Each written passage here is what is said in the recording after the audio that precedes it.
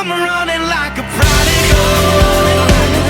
Come running like a prodigal. I want to start this whole thing off talking about something that hits a little close to home, and that is the story of the prodigal son.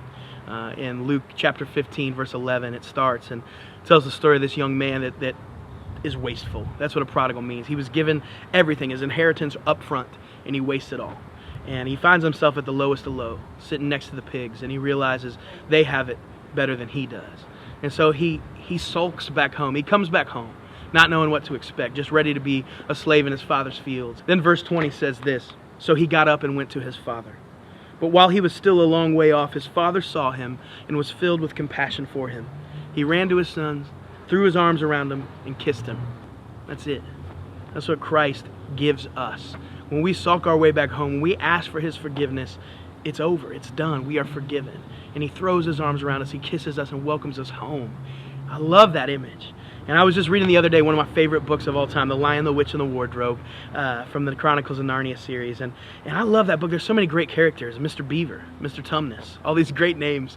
And Lucy's the heart of it all. She's a child full of wonder, this angelic kind of figure. She finds a magical world, tries to convince her brother, Edmund. I do not care for that young man. And he's a bratty, snotty little guy. He just continues to stop his sister's joy at every turn. And she finally pulls him into this magical world, proves to him it's real. And what does he do?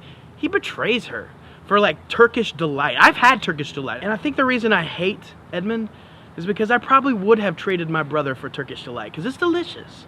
It's that thing where you don't like a character because they remind you of yourself sometimes. And he literally betrays his whole family and sells them out. He trades his soul for this candy, this delicious thing. And at the end of it all, he finds himself at a lowest of low, where he doesn't believe he can be forgiven. He sulks back to Aslan, and he's forgiven. Aslan lays down his life for the young man. He lays down his life for everybody. And at the end of the day, Edmund's forgiven. And he's held in a high regard. He's one of the princes of Narnia.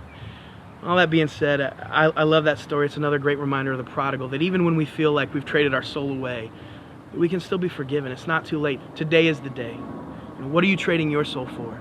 Are you giving it to God? Are you letting him grow it and feed it? Or are we trying to chase after stuff we don't need? Are we being wasteful? Are we being prodigals? Today, just take a look at yourself. Remember that your Father is waiting for you to come back home. Let's run to his arms right now, today. Wherever you are, whatever